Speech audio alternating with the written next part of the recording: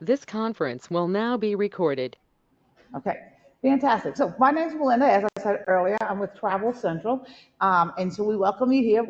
Father Bruno is going to be doing a trip to Italy, and so today I'm just going to start the presentation. I'm going to tell you a little bit about Globus and the company that's actually hosting the trip in Italy and some of their groundwork. But then from there, my father's going to talk about each of the destinations that we'll visit and talk about the things that we'll be seeing there. It really, I can tell you this just from a travel agent point of view, it's a fantastic itinerary. I've never done that area because you not only just, I mean, most people when they do Rome, Florence, Venice, they might do Capri, and they might do some other things. Y'all get to go over to the Puglia region and onto the other side of Italy. So it's really a neat, even if you've been to Italy, it's a really neat trip. And remember, this year is the Jubilee. So this is a once in a 25-year, some of y'all once in a lifetime experience because I mean, unless you're going to live 25 more years, this might be it. So, so that's kind of a neat experience as well. So I would, if you want to go, we only have, I think a total of 33 spots, and we're already up to 15 or 16. So we don't have that many spots. It will sell out, and so Rome is going to be popular, but the whole thing's going to be great. So with that, I'm gonna go ahead and go tell you a little bit about Travel Central just quickly. Travel Central's been in business since 1988. Mary, one of your parishioners, works with us, and our goal is really to create seamless vacations. We basically, from the point you call us on the phone, Mary would be your dedicated advisor. You had questions, whether it's questions about your flights, your seats on your plane, whether what hotel you're staying at, any questions that you can come up with, she'll find the answer to, or any travel question that you can come up with, she'll find the answer for you and help you with that. So that is really what our goal is to make seamless vacations. The company that we're working with, the travel partner, some of y'all might have know about Globus. Globus has been around for 97 years. They have a whole division that they call their religious tours. So they do them all over. Not only do they do Italy, they do Israel. I think 2 years ago y'all did Israel, or not 2 years, before the pandemic we did Israel. But they do the footsteps of St. Paul. So this is what they do well at. They have a great organization. They go to the different, like when you do the Medjugorje extension, they actually they have relationships with the visionaries. And so when you go to Medjugorje, if the visionaries are in town, you'll be able to go and visit with them. So that's the kind of relationship that Globus has. They've been around for 97 years. They do 6 continents. They don't do Antarctica. Um, when you do something with a guided vacation, everything's going to be included. So the price you'll see today, it's going to be including not all your meals, it's going to include all your breakfasts, it's going to include your hotel taxes, it's going to include a professional guide throughout. Not only will we have Father Bruno with us, but we'll have a professional guide throughout who will make sure if, say the Pope decides today the Vatican's not going to be open because he's the Pope. So then the guide will actually figure out how we can change that date to a different date. So that's a nice thing that we'll have throughout the entire trip. Not only will we have a motor coach, not only will we have our hotels, all of our breakfasts, and we'll go over everything that's included, but we'll have a guide throughout who will help us. And then basically, one of the things Globus says is to give you VIP access. What that really means is you won't wait in line at the Vatican around the corner. I was in Rome in October, and I was like, I passed the Vatican, and I mean, they were around the block, doubled over. What Globus will do is have skip the line tickets, so you will get in there and not have to wait. And that's when they mean VIP access. Those are the kind of services they'll provide to you. And then, of course, like I said, you'll have a professional guide throughout who knows the destination, who speaks Italian, who can get you through and can tell you even simple things like when you get off the bus, where's the nearest bathroom? Or, where do I need to go exchange some money? Where can I exchange money? That's the kind of thing that this guide will do for you as you go along. And then here's the motor coach. You will have Wi-Fi on the motor coach. So if you want to, send messages home or do any of those kind of things, that will be available to you while you're on the motor coach. Now, with that, Father, it's your turn. We're going to be talking about 2 things. We're going to be talking about the pilgrimage of St. Italy, and you can do both, or you could do just Italy. So we're going to talk about Rome to Rome, which is 10 days in October 7th to 16th. And then there's a Medjugorje extension that includes your air from Rome to Dubrovnik. And then it includes an overnight stay in Medjugorje and then an overnight stay in Dubrovnik. But again, we'll go over all that. Okay, so now we're going to talk. Now we're in Rome, Father.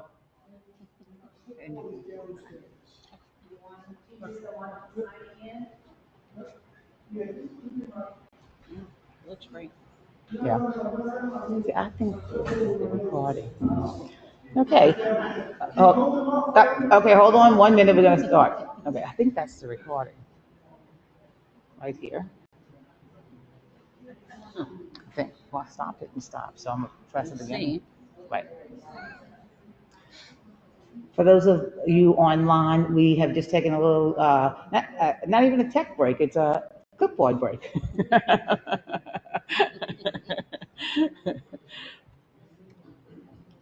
afraid to hit the X. I mean, Just going to stay where you are, right? Because you might I'm be. gonna listen to the whole thing. Oh, you can just turn it off. You can be like, don't turn it off. It's swipe down. So you don't that way you don't have to. Oh, we have a, okay, great. What's your question? That has not yet been determined. Is that if you're flying with Globus Air, they will give us that air schedule probably a little bit closer in. But we can always do your own air as well. If for some reason.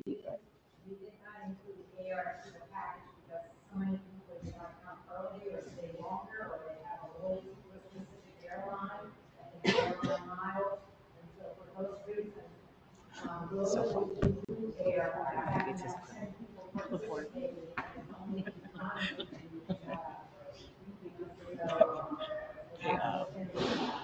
So if we can't upgrade and we decide to do our own air, Now, we have transportation from the airport to the hotel. yes, that's the good thing. Lowe's is going to offer several transfers from the airport.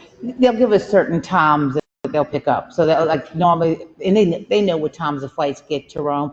So they might say, we'll pick up at 10, 1, and 4. You know what I'm saying? So if you have to, yeah, if the whole group is there, obviously they'll pick up the group. But yeah, so the question was about air. If you bought your own air, if you arrive the day the tour starts, then Globus would offer transfers at certain times. It wouldn't be private. It would just be whenever they at the airport picking up, usually in 3 hours. Yes, yes, yes. Correct. We can't, what Mary was saying, the way Globus does their air is that they only do economy air and they don't allow you to upgrade your air. So that's why that some people don't want that. They want to fly premium economy or they want to use points or they want to use other ways. Okay. Yeah, oh yeah, you can pick your seat. You just can't go, you can't upgrade. Correct. Okay, with that, I'm going to turn it over to Father Bruno and he will continue on with the presentation.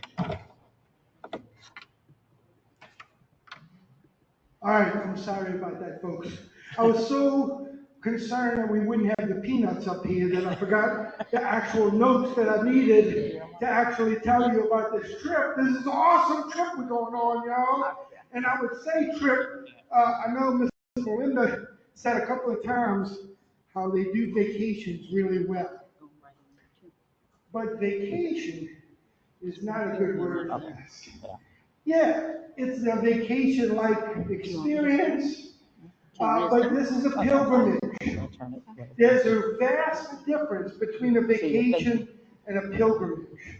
A vacation, especially in my experience, what I like to do on vacation is I like to go into the hot tub and sit there for most of the day. Okay, and do absolutely nothing. Okay, that's a vacation. Okay, a vacation to Italy might involve going to a lot of museums and looking at the artwork and stuff and the beautiful buildings and the Gothic churches and such. And yeah, we're going to see some of that. Yes, of course, but that's not why we're there, right? The difference between a vacation and a pilgrimage is a vacation like this goes for the places, goes for the things that you see. The pilgrimage is when we go for the people and events that happen at those places. So in other words, We're going to Cascia. Cascia's a little town. Yeah, they have a beautiful church in it and such. But we're not going to be there for the church. We're going to be there because of Saint Rita, because there's a holy person involved there. When we go to the tomb of Padre Pio, we're not going to the tomb of Padre Pio to see the tomb, see how beautiful or ornate it is, or see how beautifully furnished the church is around it. We're going there because Padre Pio, the saint that we know, is a holy person. We're going to venerate him and certainly try to come away with an experience of sanctity in ourselves as well. That's the difference. Vacation gives us a little rest. Pilgrimage gives us a revigoration of our holiness, a re-inspiration, so to speak, of what we've experienced. So that's the difference, okay? So we're going there, like we went to the Holy Land. When we went to the Holy Land, how many of y'all went to the Holy Land with us? All right, we had a couple, 3 or 4 or 5 people. That's awesome. And remember what I said at the Holy Land. We're not there for the buildings. We're there because of the things that happened there, because of the events that Jesus walked in those places, that he performed the miracles in those places. That was the reason we were there, okay? And that's the same thing with this pilgrimage, okay? We're going because of the holy people that we're going to venerate and we're going to see. We're going to see the St. Francis of Assisi and St. Clare, the Basilica St. Clare, right? We're going to see Padre Pio. We're going to see Carlo Acutis. Actually, we're just going to see a bunch of dead people, okay? But it's not just regular dead people in the cemetery. It's these holy people that have inspired the church in her faith, okay? So, to get on with what's going to happen, let's see what's happening. First, October 6th, we leave. I'm not sure what time we're leaving. It's probably going to be in the evening sometime, and we're going to travel overnight. Correct. Usually that's what happens. Right. Which means in the morning you're going to be tired, okay, from trying to sleep on an airplane when it's hard to sleep on an airplane. We're going to lose several hours because we're going the other way, right? We're going into the time zones. So we're going to lose a lot of hours. So there's going to be some recuperation you're going to need in that next day, okay? So when we get there, you're going to need to recuperate. There's not much in that first day. October 7th, even though it's my birthday, I'm just saying, we're going to get to Rome, and we're not going to throw a party or anything like that, because we're going to have dinner at a nice restaurant. That's the only thing that's really on the itinerary is us catching up from the flight and going to dinner, okay? And I don't know what dinner, where we're going to dinner, but we're going to dinner somewhere. Then when we get up, October 8th, that's when things start really going well. We're inquiring about the papal audience. That's going to be hard to get, but we're going to try to get those tickets, okay, for the papal audience. It's certainly something we have to request ahead of time. It's the Jubilee year. It's going to be crowded. The holy doors that have been passing through, people have passed through the holy doors. We're going to have the opportunity to be able to do that, okay? At the 4, not at all 4, we're not going to all 4 major basilicas, but there are holy doors at all 4 major basilicas. St. Peter Basilica in Rome is one. Certainly St. Mary Major, we're going there. St. John Lateran, we're going to St. John Lateran. But they have these holy doors, and we can pass through to get the indulgence, right? Since January 1st, over 1 million people have passed through the holy doors. Over 1 million people. So that's a lot in not even, it's a month and a half, okay? And it's low season. So it's very, there's a lot of people there. So we're going to go to, hopefully, to the papal audience, which means we're going to be camping out in the grounds right in front of St. Peter's Basilica, waiting for the Pope to speak to us. Hopefully it will happen. Sometimes it doesn't happen, sometimes. And look, right now, certainly the Pope's health is not that great. So there's some things that have been canceled. That's okay. Like she said, Globus gives us the opportunity of having a tour guide who knows how to improvise on the fly, right? When things happen. One of the things we are going to do is go to St. John Lateran. Wait, Sorry. go back. Go back. Sorry. St. John Lateran. I got to tell you about this. Now, this is the Cathedral of Rome, by the way. It's not St. Peter's Basilica. The cathedral is where the chair of the bishop is. This is where the chair of Pope Francis is as the Bishop of Rome in St. John Lateran. Lateran is not his last name. It was the Lateran family owned the hill where St. John was built. Okay, so they call it St. John Lateran on Lateran Hill. And in St. John is one of the powerful experiences that I've had spiritually. Okay, is the Scala Sancta steps. Okay, the Scala Sancta is the steps that St. Helena brought from the Holy Land. Okay, St. Helena, mother of Constantine, brought these steps. These are the steps going up into Pontius Pilate's praetorium. Okay, so Jesus would have climbed these steps when being presented to the people, when he was presented as choosing either Jesus or Barabbas, right? When he went up those steps, when Pontius Pilate said, "Ecce homo," here, behold, the man, right? These steps are usually they're marble steps, but they're encased in walnut to protect them, because if they were just let people step on them as the marble you would know would wear, right? It would wear off tremendously.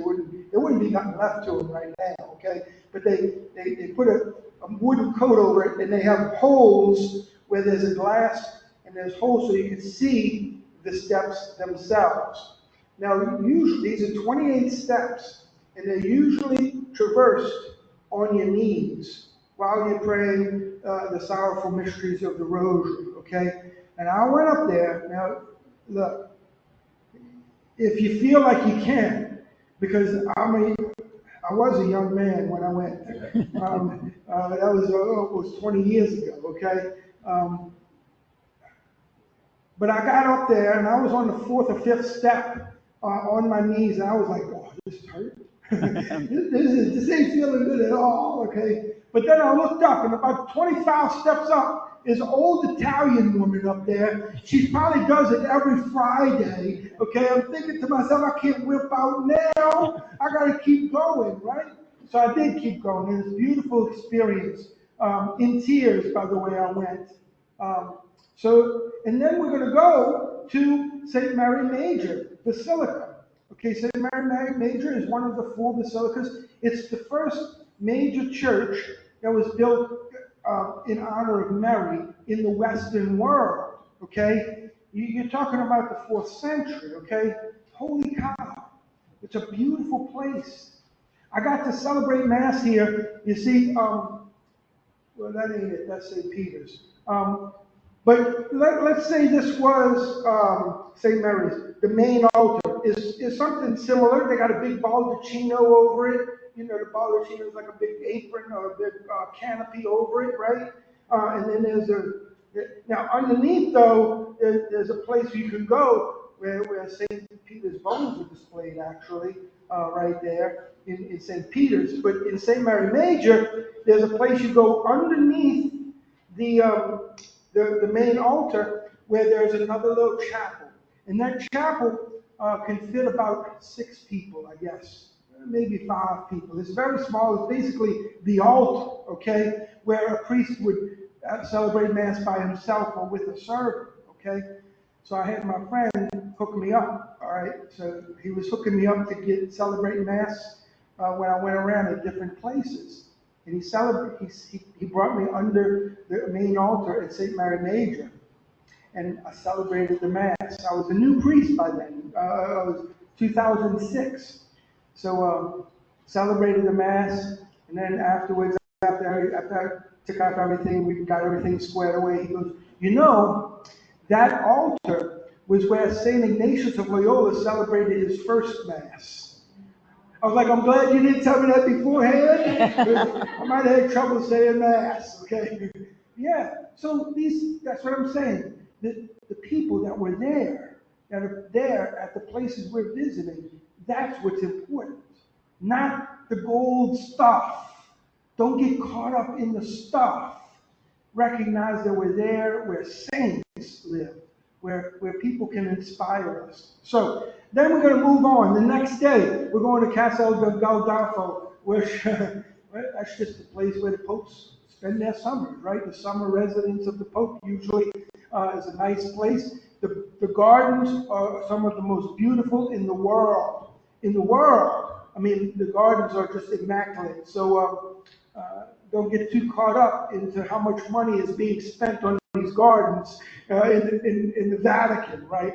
But they are beautiful. And Pope Francis has made this whole area, he wanted to be like, he got eco-friendly. He got into climate change and stuff like that. He got eco-friendly. He wants this whole place to be like an example of God's beauty in the world if we take care of it, right? If we take care of it, it's a beautiful creation. So he wants it to be that. So that's why he puts so much care into these gardens. So we'll go see Castel Gandolfo. We'll actually have we're not on here yet. We'll actually have mass there, and then we'll go to the Vatican Museum and Sistine Chapel, and that's subject to availability. But if we do, that is an amazing little trip. Okay, the Vatican Museum has some of the greatest works of art in history. In history. It's wonderful. Now, don't get too alarmed, though. There's a bunch of pagan stuff there, okay? There's pagan, I was kind of like taken aback, It's not all just religious in nature. Much of it is secular, but that's because it's artwork, okay? It's artwork from the times of Aristotle and Socrates, right? These ancient works of art, some of these are in there, okay? It's a wonderful, wonderful place because the Vatican has taken custody to protect them and to safeguard them. Now, when we get to the Sistine Chapel, of course, y'all know the Sistine Chapel, there were 15, and then this is the 16th, right? No, this is the Sistine Chapel, which is where the frescoes of Michelangelo were done on the ceiling, right? The story of creation. And it's a beautiful thing. Don't be talking in there. There's going to be a guy in there. He's going to keep coming out and saying, "Silencio, silencio," means shut up. That's what it means. It means it's a chapel. It's meant for people to pray and not for you to converse, right? So hopefully we'll be able to get in there. And then the next day, October 10th, we get to go to Petrosina. Well, Petrosina is where Pope Padre Pio was, not Pope, Saint Padre Pio was born. And then we'll go over to San Giovanni Rotondo on the east, and this is the east coast of Italy. So we'll be on the other side of Rome, and that's where he spent his life. Right? We'll be able to go to his tomb and go venerate his body. Now his body, don't get all confused, okay? A lot of people see his body in pictures and stuff like that and think he's incorrupt in the sense that the face and all is really always reconstructed. It was reconstructed with silicone and such to just so we can venerate him and we won't be, taken aback by some of the decomposition, okay? So don't get all flustered that it's been reconstructed. But we'll be able to see and we'll celebrate Mass there.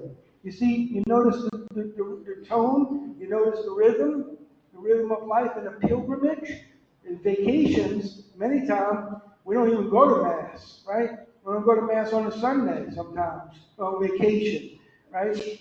But we're going to be celebrating Mass almost every day to give God thanks for this opportunity to be where the saints are. So we're going to have Mass.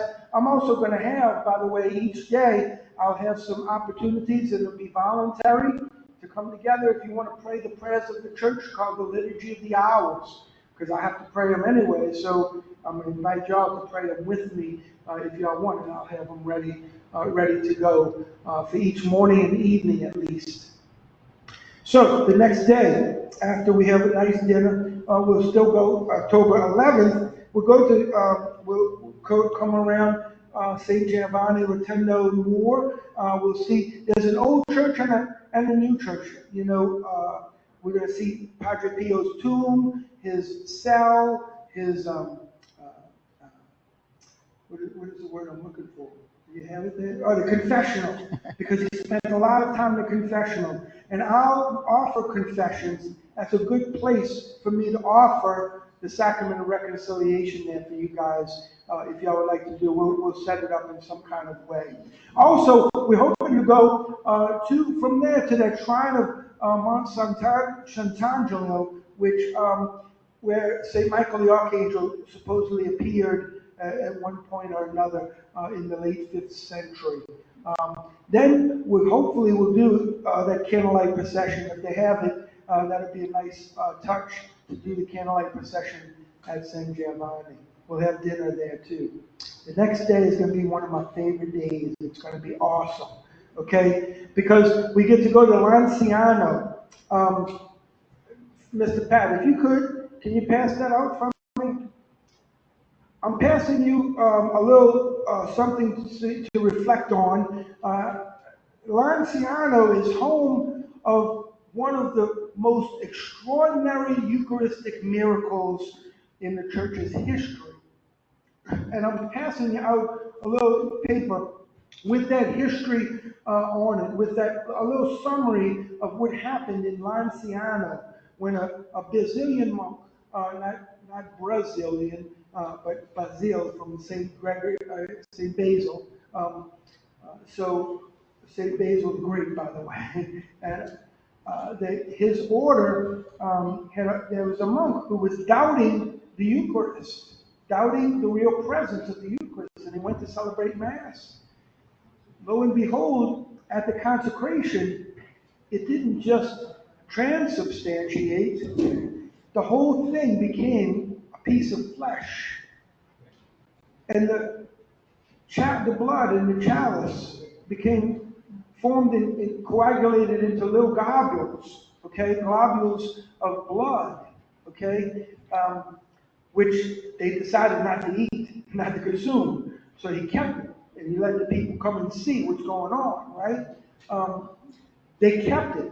Now, this is in the 8th century, okay? So 1,200 years later, folks, 1970, 1971, they had them all displayed at one time, and they decided to let scientists do some tests on it. You'll see the results of the test on that paper I just handed out to you, that the flesh is true flesh. And in fact, it was heart flesh. It was flesh from a heart. And in fact, it was flesh from a heart that seemed to be alive yesterday, okay? Not 1,200 years ago, all right? The blood had still contained the minerals that a fresh blood would have. It still had, you could still tell its blood type. It matched the heart. It matched the heart tissue. The globules, weighed separately, they all weighed the same, even though they looked different sizes. But here's the miracle. Weighed together, they weighed the same as each individual. Not 5 times the amount. It's an unbelievable miracle. You ought to take a look at it when you get a chance. And we're going to go to that place so we can see that Eucharistic miracle display. We're going to have Mass there. Then we're going to see the house of Loreto. Now, the house of Loreto, legend has it that the angels took Mary's house in Nazareth and brought it over to Italy. But also, there was a prince named Angeli, which means angels, who actually, and actually we don't know, but there's rumor that he's the one that actually took it brick by brick to protect it from the Muslim invasions, okay? in the 13th century. However it got there, it's certainly venerated as Mary's house in Nazareth, where Joseph and Mary were raising Jesus, the child Jesus. So certainly this is a place where the Annunciation happened, right? And the Annunciation, we went to see the place of the Annunciation. But remember, that's the place of the Annunciation.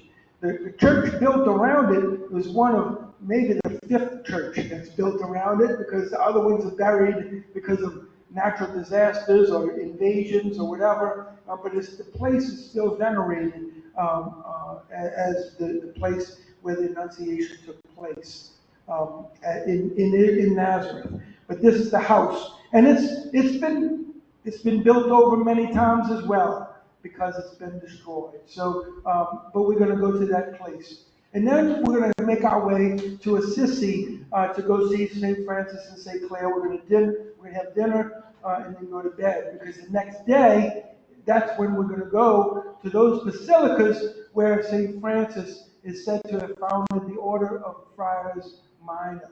We're going to go see the grave of Carlo Acutis at St. Mary Major Church. Carlo Acutis is a young man. He's going to be canonized a saint on our day of First Communion, April 27th. On April 27th, when we're doing First Communion with the kids, Carlo Acutis is being canonized, his final steps as canonization as a saint. And we're going to go see him in his Nikes and such. He died in 2006 at 15 years old. You know, he was a millennial, so to speak. And then we'll go see more about St. Francis, patron saint of animals and such, and we'll see the upper and lower basilicas, St. Francis and the Basilica of St. Clare. It's, you know, when they said upper and lower, because they had, you know, the little church that St. Francis built, you know, the pilgrims wouldn't be able to get in and out of that place, okay? It was small. And they built big basilicas over it, okay? And again, we're not there so much for how beautiful this building is. We're there because St. Francis lived and breathed there.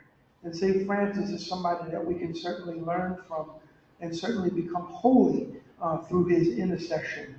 So we'll see St. Francis and St. Clare there, and we'll have some free time, and we'll celebrate Mass at St. Francis Basilica. It's awesome. So the next day, October 14th, we'll go to the Assisi area. We'll leave there and go to Roccaporena. Guess who was born there? St. Rita. St. Rita was born there, which is why we're going there, okay? It's not for the town. It's not for any kind of great mystical kind of buildings or anything. Look how simple it is. We're going there because St. Rita, our patron, was born there. And then we're going to be going over to Cascia as well, where she lived and prayed and raised her family. Certainly there's a house of St. Rita where the saint was born, and the miracle orchard, the miracle vine, so to speak, was born there. Y'all know about the miracle of the vine from St. Rita? Well, if you know a little bit about St. Rita's life, you know she was a mother of two sons, right? And her husband was caught up in a feudal kind of war with some other families in Italy, okay? This is, you know, like the mafiosa, right? Like that, where they established justice between themselves, right? And so he was really a murderous kind of man, and she was constantly praying for his conversion, which on his deathbed, he finally did convert, and his sons and her sons as well.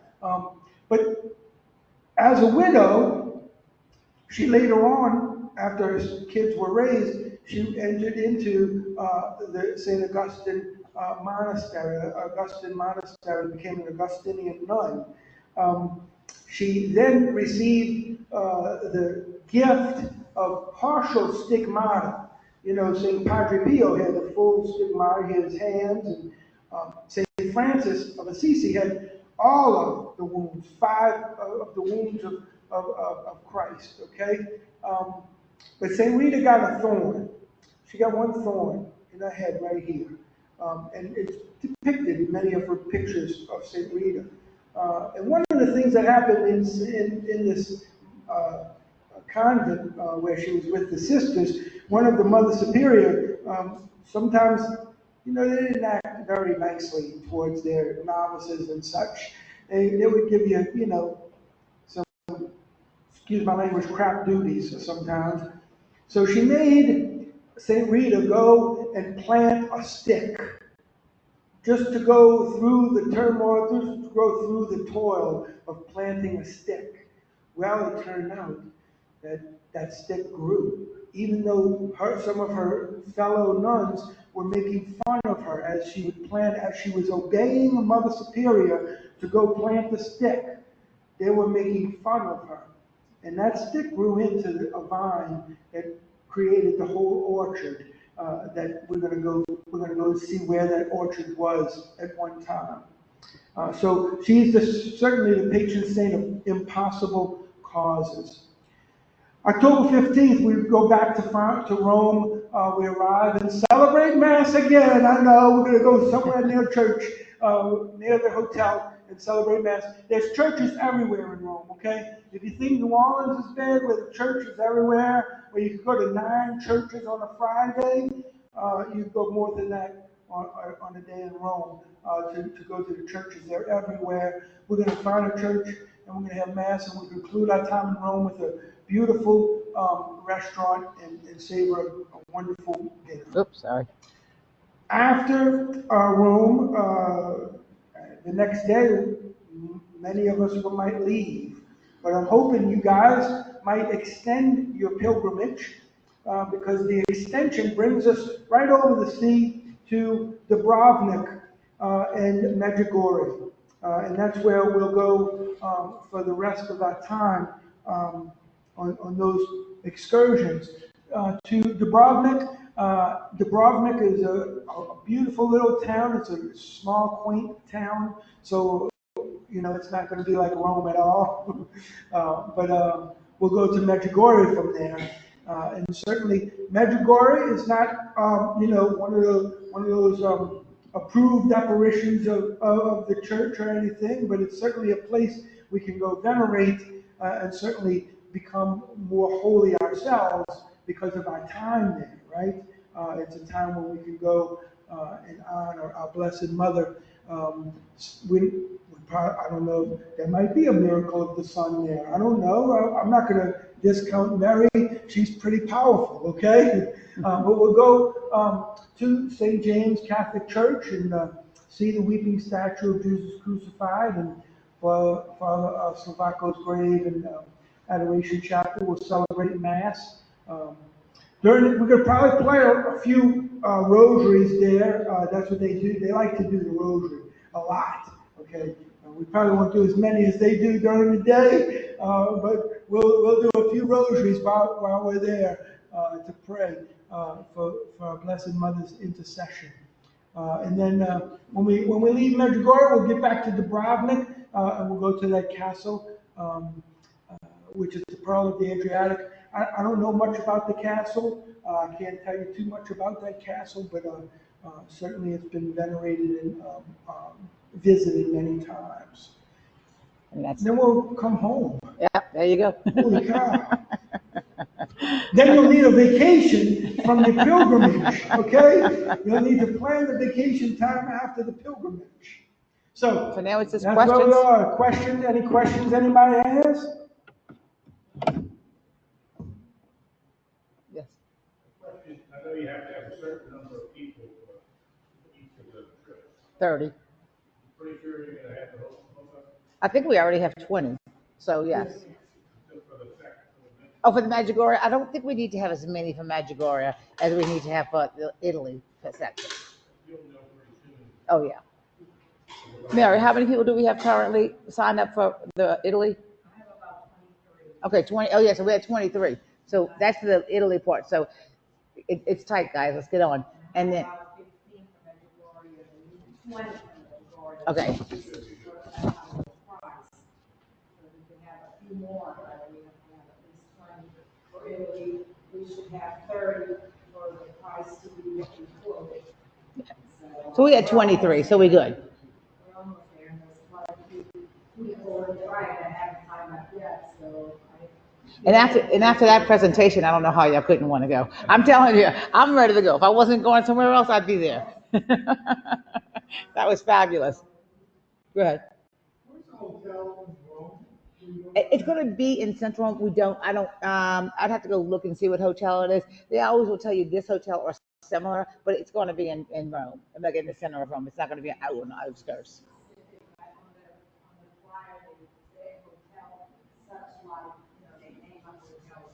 And more than likely, you probably will be at that hotel unless something happens and they don't, they'll change it. You want to? Oh yeah, yes. Correct. You'll. Correct. Yes. But that's correct. You will be centrally located in Rome. The other destinations are going to be different because you're not in big cities, but you'll be centrally located in Rome, that you'd be near the areas that you want to go walk around in. You won't probably be near the Vatican because that's somewhat out of the way, but you'll be in central Rome. We know if you look on that flyer that Mary gave out, it says a hotel name. More than likely it will be that hotel, but they put or similar just in case they have to change it.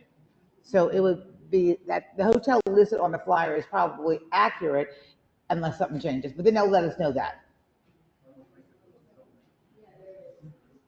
Is there more intricate itinerary? The time is going? No. Nothing yet? No, and they won't. That's why you have a professional tour director. They won't give you those. I mean, I can find out when you have free time. Like they might say that afternoon between 2 and 6 you'll have it. But the tour director will tell you each day based on what's going on, how far you have to drive, where you're going, what time you'll leave, what time breakfast will be. They don't typically you'll never really see that in writing other than if I ask when is the free time, only because it gives them that flexibility. If something changes or you need to be somewhere or there's bad traffic or whatever, they can arrange the schedule based on what they have in that day. I was just curious about the time to get up, the time to go. Yeah, typically you're going to be up 8 in the morning, or breakfast for 8 and out the door by 9.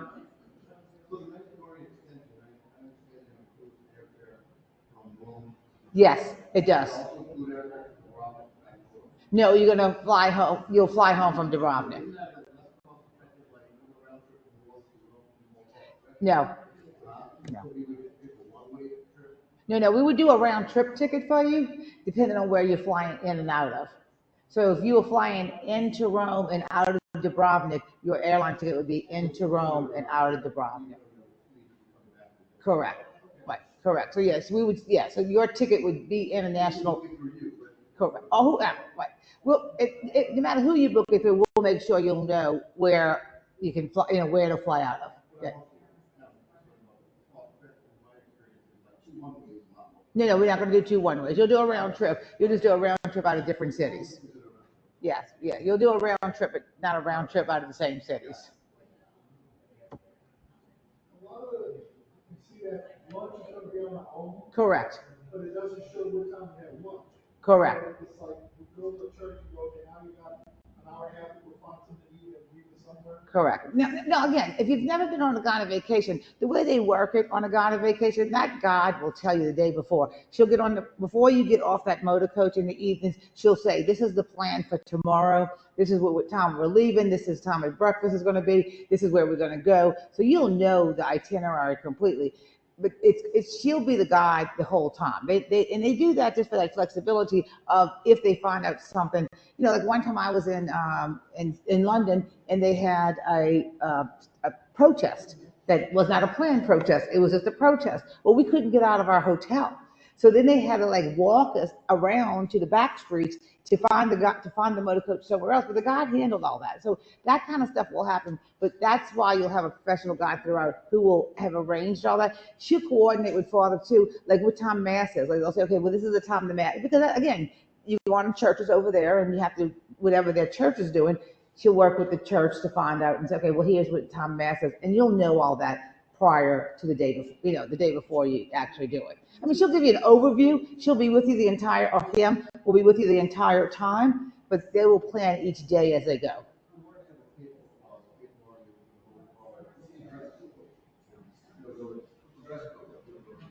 I would think it's like what you would wear to church with the Quaker audience. Well, because remember, you're going to be in churches every day. So whatever you'd wear into a church, you know what I mean? I don't think you have to wear it, but nice, I think what you have on today, what I have on today would be fine. And the reason it says subject to availability, like I said, those things are planned and Globus has the contacts to do those types of things. It's just whether or not they decide to close the Vatican or whether the Pope's not there or whether the Sistine Chapel has something going on. It's planned for those days. If you look, those days are specifically on certain days. Like you are in Rome on a Wednesday because that is when the Pope does his audiences. So it's a planned out trip by them, and they do it every week. So this is not something that they know what to expect, but they also know what to expect that things change just because things beyond their control.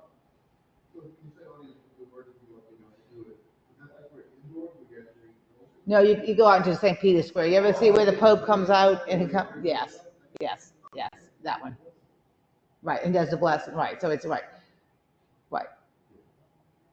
So I kind of passed by, but I'll just go back to it for those. I think y'all all have a flyer, but it does tell you this is what's included in there. What I think I love about this one though is it shows you the map of how you go around, and you can see that you really do some unique areas of Italy that most people have not done. And I think it's a pilgrimage, but it's also a very unique area of Italy that you'll be able to enjoy. And you can see they do list the hotels in there. They should be on the flyer that you have. And the only reason they put are similar is because sometimes things happen. Whatever happens, they change the hotel. What's included is non-breakfast and 6 dinners.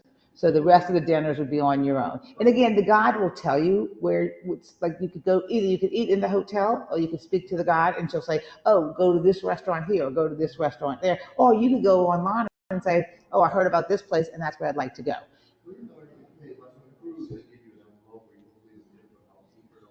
I think if you would like to, you can pay. So the gratuities, he's asking about gratuities for the guide and the driver. When you go on a guided vacation, you do, that's additional if you'd like to give tips to the guide, the professional guide who's with you, as well as the driver. They will give us a recommended amount. I'm not sure if it's in here, or if Mary knows the recommended amount. Sometimes they allow you to prepay them so that if you want to pay them to Globus, and that way they'll just give it to the guide, or you can put it in an envelope and hand it to the guide as you leave. And if you want to leave money for the housekeeper at the hotel, that's no, it's a hotel. So if you would do it at a hotel normally, then go ahead and do it. If you'd like to give. But usually it's like, they have whatever, it might be $7.50 for the driver and $10 for the guy. I don't know the amounts, but they have an amount they'll suggest to you for gratuities. Well, good. So then that shows you what different things that are included in the price on that, which again for the non-breakfast, so non-nights is going to be $29.88 per person plus your airfare. That's going to be your land only. And then for Dubrovnik, for Medjugorje, if you add the 3-night extension into Medjugorje, it does include the flight to Rome to Dubrovnik. And again, if you fly internationally, it will fly you out of Dubrovnik. Now, it might go through Rome, but I know right now I was doing a Dubrovnik trip for somebody, and there's a nonstop to New York from Dubrovnik, but we'll see. That that's just what happens, and then we will do your air. Does that price include flying you from yes. trip to Medjugorje? It's the one-way flight from Rome to Dubrovnik. So you wouldn't have to get that on. No, correct. So everything really from Medjugorje is included, all our breakfast and all our dinners. And I know if you travel with groups before, just in all hotels in Europe, the breakfast buffet is humongous. So I know some days for lunch we just kind of got like a light snack or something, because then our dinners are also very elaborate. So you won't go hungry, that's for sure. There'll be gelato in every corner. So speaking of snacks, we like Father said, we have peanuts, but we also have king cake and some drinks over here. So when we get up and walk around, and then if you have other questions, me, Mary, or Father can answer them for you. One more question. Go ahead.